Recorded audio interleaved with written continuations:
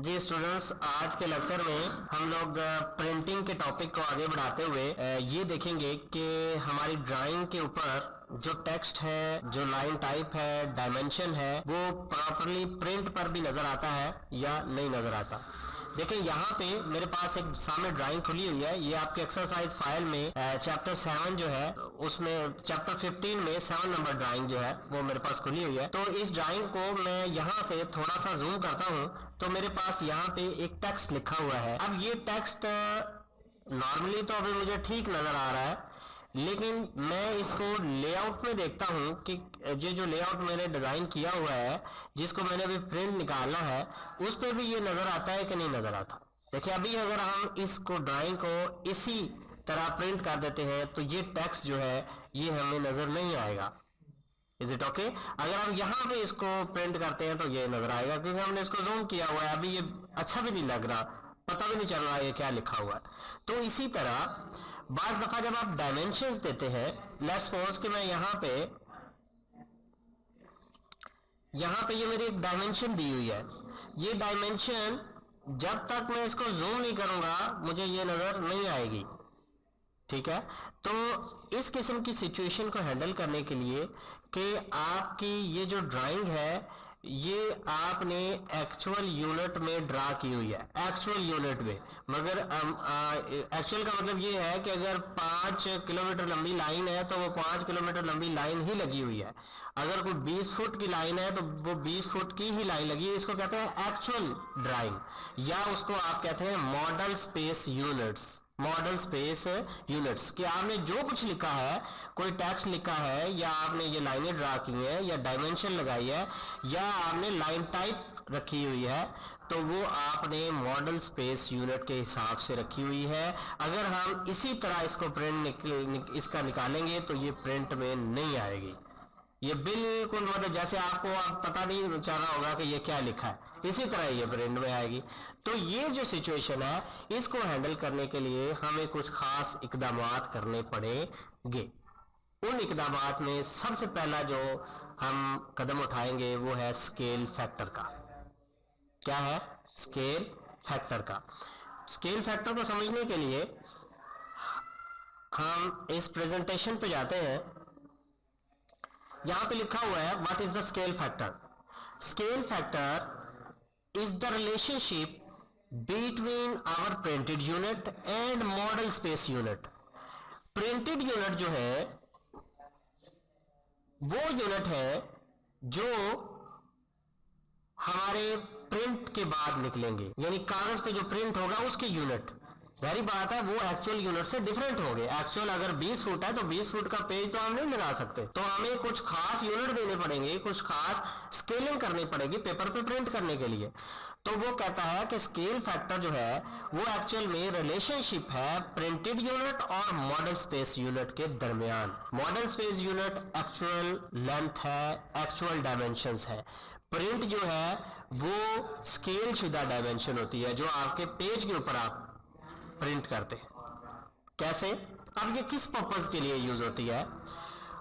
For viewable text dimensions line type in the print. कि print के अंदर आपको टेक्स्ट भी नजर आए, सही टेक्स्ट नजर आए, ये नहीं कि बड़ा हो जाए या बहुत छोटा हो जाए, नजर ही ना आ रहा हो, पता भी नहीं जा रहा हो ये कोई टेक्स्ट लिखा है। तो स्केल फैक्टर की वजह से हम इसको एडजस्ट करेंगे।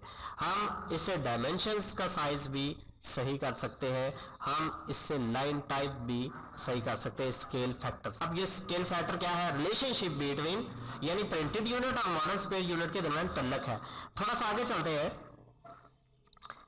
यहां पे मेरे पास एक तरफ है प्रिंटेड यूनिट और एक तरफ है मॉडल स्पेस यूनिट। अगर मैं 1 बाई 1 की बात करता हूं, 1 बाई 1 की बात, इसका मतलब ये है कि जितना प्रिंटेड यूनिट है उतना मॉडल स्पेस यूनिट है, या जितना मॉडल स्पेस यूनिट है उतना प्रिंटेड यूनिट। मतलब अगर आपकी ड्राइंग जो है वो 10 इंच की है या 6 इंच की है, पेज आपका 11 इंच का है, तो हमें 1 बाई 1 में कोई फर्क कोई मसला नहीं होगा, हम 1 बाई 1 उसको प्रिंट निकाल लेंगे। लेकिन अगर आपकी ड्राइंग जो है वो बड़ी है, मॉडल स्पेस यूनिट बड़े हैं, 20 फुट है या 20 किलोमीटर है, देन तो आप नहीं निकाल सकते 1 बाई 1 स्केल। तो इस सूरत में जब 1 बाई 1 स्केल होगा तो हम कहेंगे कि हमारा स्केल फैक्टर 1 है। क्या बोलेंगे? स्केल फैक्टर 1 है। अब एक और अगली एग्जांपल लेते हैं। अब यहाँ पे हमारा प्रिंटेड यूनिट है 1 और मॉडल स्पेस यूनिट है 10। इस सूरत में क्या होगा? इस सूरत में हमारा स्केल फैक्टर 10 होगा, यानी जो मॉडल स्पेस यूनिट होगा वो हमारा स्केल फैक्टर होगा। Is it okay?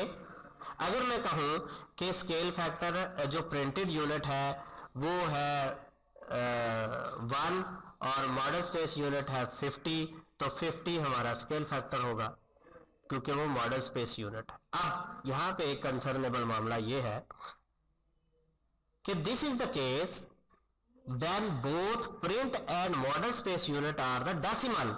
ये वो केस होगा स्केल फैक्टर का जिसमें दोनों डेसिमल होंगे, यानी प्रिंट यूनिट भी मिलीमीटर में होगा और ये जो आपका मॉडल स्पेस यूनिट है वो भी मिलीमीटर में होगा। तो जब इस किस्म की सिचुएशन होगी तो जो मॉडल स्पेस यूनिट होगा वो आपका स्केल फैक्टर होगा। अब ये स्केल फैक्टर इस्तेमाल कहाँ पे होना है, कैसे होना है, वो बात की बात है, पहले हम इसको समझ लें कि ये है क्या। हाँ जी, अब ये तो सिचुएशन ठीक हो गई, लेकिन जब आर्किटेक्ट ड्राइंग होती है जिसमें हम इंचेस और फुटों में पैमाइश करते हैं, हम फ्रैक्शनल यूनिट में मतलब 1/4 इंच बराबर है 1 फुट या 1/8 इंच बराबर है फला फुट, उस सूरत में क्या होगा? उस सूरत में सिचुएशन थोड़ी सी मुख्तलिफ हो। हम कहते हैं 1 इंच बराबर है 50 फीट, यानी हमारे प्रिंटेड यूनिट जो है वो 1 इंच है और मॉडल स्पेस यूनिट जो है वो 50 फुट है। तो इस सूरत हाल में स्केल फैक्टर 50 नहीं होगा। Is it okay? क्योंकि हमें पता चला यार इधर इंच इधर आप जो है फिट है, तो ये कोई बात बनती जुड़ती नजर नहीं आती। यानी असूली तौर पे भी हम ये कर नहीं सकते कि यार एक साइड पे तो इंच है एक साइड पे फिट है, चले ठीक है इधर भी इंच इधर भी इंच, फिर तो बात बन सकती है, लेकिन ये इधर इंच है इधर फिट है, तो यहाँ पे स्केल फैक्टर हमारा 50 नहीं होगा। थोड़ा सा आगे चलते हैं। because their units are not the same, so we have to adjust the same units। हमें अगर स्केल फैक्टर निकालना है तो हमें इनके यूनिट्स को एक करना पड़ेगा। थोड़ा सा आगे चलते हैं। यहाँ पे हमारे पास अब मैं आर्किटेक्ट जो यूनिट होंगे जो जिसमें हम इंचेस में देंगे या फ्रैक्शन में देंगे, उसका स्केल फैक्टर निकालने का मैं आपको तरीका बताने लगा हूं। तो फर्ज करें हमारा जो प्रिंटेड यूनिट है वो 1/4 इंच है और मॉडल स्पेस यूनिट 1 फुट है, ठीक है। तो इस सूरत में इसका फार्मूला क्या है, इसको निकालने का आपने करना क्या है, ये इसी तरह लिखा हुआ है। आपने ये जो प्रिंटेड यूनिट है उसकी फ्रैक्शन को उल्ट देना है, यानी जो बटे वाला है वो ऊपर आ जाएगा और दूसरा नीचे चला जाएगा और ज़रब 12 कर देना है, क्योंकि 1 फुट में कितने होते हैं 12 इंच होते हैं। इसको ज़रब 12 कर देना है और 12 को 4 से ज़रब देंगे तो क्या आ जाएगा 48 48 हमारा स्केल फैक्टर होगा इस केस में। मेरी बात समझ रहे हैं आप? ठीक है कि जब फ्रैक्शन में क्या होगा कि हमने जो फ्रैक्शन है उसको उल्ट देना है प्रिंटेड यूनिट वाली, ठीक है, और उनको आपस में ज़रब दे देनी है तो वो हमारा स्केल फैक्टर आ जाएगा। ठीक है, एक और एग्जांपल देखते हैं। फर्ज करें हमारे प्रिंटेड यूनिट है 1/8 इंच और मॉडल स्पेस यूनिट है 1 फुट है, ठीक है। तो इस सूरत में क्या होगा 8/1 ज़रब 12, ठीक है, और इसका जवाब जो आ जाएगा वो आ जाएगा 96, ठीक है। तो इस सूरत में स्केल फैक्टर हमारा क्या होगा 96।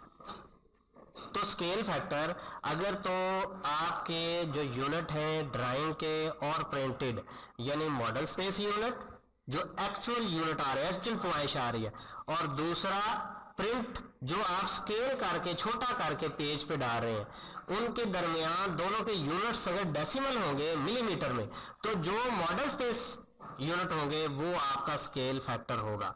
और अगर ये केस हो आर्किटेक्चर का जिसमें हम बटे में सारा कुछ निकालते हैं, 1/4 इंच बराबर 1 फुट में अगर आपकी जो प्रिंटेड यूनिट है वो 1/4 इंच है, जो मॉडल स्पेस यूनिट है वो 1 फुट है, तो इस सूरत में हम जो प्रिंटेड यूनिट वाला फ्रैक्शन है उसको उल्ट देंगे और ज़रब 12 कर देंगे 12।